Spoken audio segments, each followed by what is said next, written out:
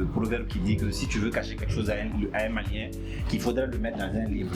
Sincèrement, après avoir côtoyé les Maliens, on va dire depuis ma naissance, je pense que les Maliens aiment lire, mais ils n'aiment pas tout lire. Sinon, si tu publies quelque chose sur les ragots du moment, les potins du moment, même si c'est 300 pages, ils vont prendre la peine de tout lire. Et je vous assure que quelqu'un qui n'a jamais lu un livre est un homme perdu. Malheureusement, pour la jeune génération, nous avons la fausse idée de croire que à travers les réseaux sociaux, on peut se permettre de se passer de la lecture. Moi, je dis que c'est une fausse idée. Parce que dans les réseaux sociaux, qu'est-ce que j'ai remarqué? On lit ce que les autres mettent, tout simplement, sans aller au fond de la réalité. Alors que quand tu ouvres une bibliothèque, tu rentres dans une bibliothèque, c'est un ensemble d'idées, un ensemble de condensés de concepts qui se trouvent devant toi et qui te met en face de soi-même. Donc, pour la jeune génération, c'est une aubaine. Il faut féliciter les initiateurs de cette bibliothèque-là, sans présumer du fait qu'on peut aller à la bibliothèque et être sur les réseaux sociaux. Il n'y a pas de contradiction.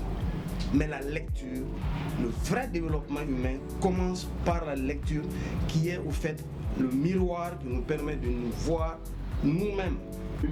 Ismaël propose aujourd'hui cette bibliothèque sociale et solidaire. Et ce qu'on connaît d'habitude, en tout cas des bibliothèques conventionnelles, c'est le mélange en fait de l'approche culturelle et artistique. Donc le fait de faire un lieu qui est à la fois attractif, qui t'appelle pour lire, mais pas que, mais qui te ressource, qui t'inspire et te pousse en tout cas à aller au-delà des pages du livre.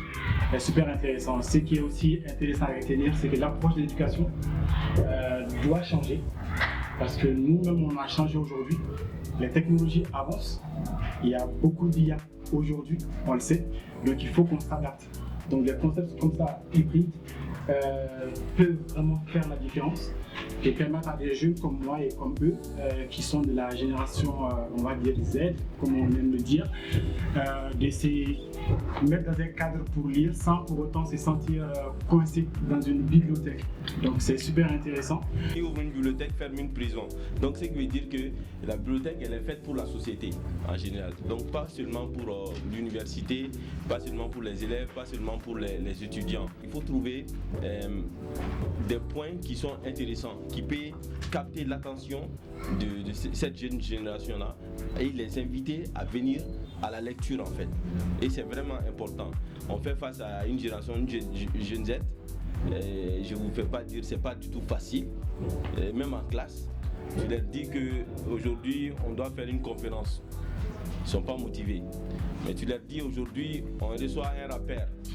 Mais ils te disent ils sont contents, ils sont motivés. Ce que j'ai bien aimé, c'est que quand on a essayé de visiter la bibliothèque, c'est qu'il y a des endroits ludiques et il y a des endroits où on fait des shootings également. Donc on peut apprendre tout en s'amusant.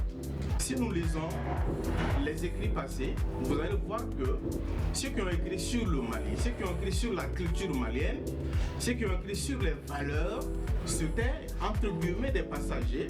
Au cours de leur séjour, ils ont apprécié et ils ont mis cela dans des livres. Aujourd'hui, pourquoi ne pas alors dire ce Mali à haute et intelligible voix au monde entier? Qui est le Mali? Qui sommes-nous?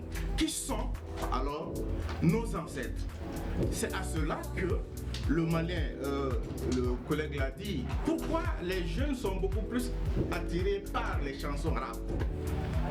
Parce qu'ils n'ont pas trouvé d'intéressant dans leur terroir. Et qu'est-ce qui a fait cela? Le silence. Donc pendant très longtemps, l'Afrique a été un continent de l'oralité. Et cette oralité était assurée par les anciens. Vu aujourd'hui les réalités sociales, les parents n'ont plus le temps de raconter des contes la nuit. Ils reviennent fatigués. S'il faut sortir tôt le matin et revenir tard la nuit, juste pour pouvoir chercher le prix alors du pain, là les enfants n'auront pas le temps alors de bénéficier de l'ombre des parents.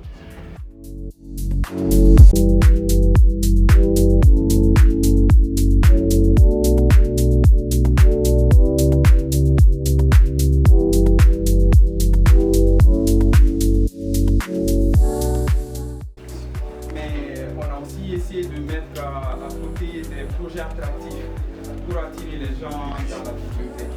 Tout comme cet espace-là qui peut être utilisé comme un espace de shooting, un studio photo.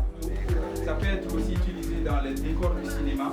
Ça peut même carrément être transformé en une résidence artistique pour les gens qui sont dans les métiers de l'art. Et là, nous avons voulu mettre en place de quoi nourrir nos ventres. Donc cet espace-là est dédié aux dons. Il s'agit de ma tante Sira Touré qui est à Limoges. Elle m'a accueilli, elle m'a aidé et elle a fait de moi qui je suis. Et cette armoire la représente parfaitement parce qu'elle était un peu la maman de tout le monde. Tous les étudiants allaient manger chez elle et des fois même quand on avait des fins de mois difficiles.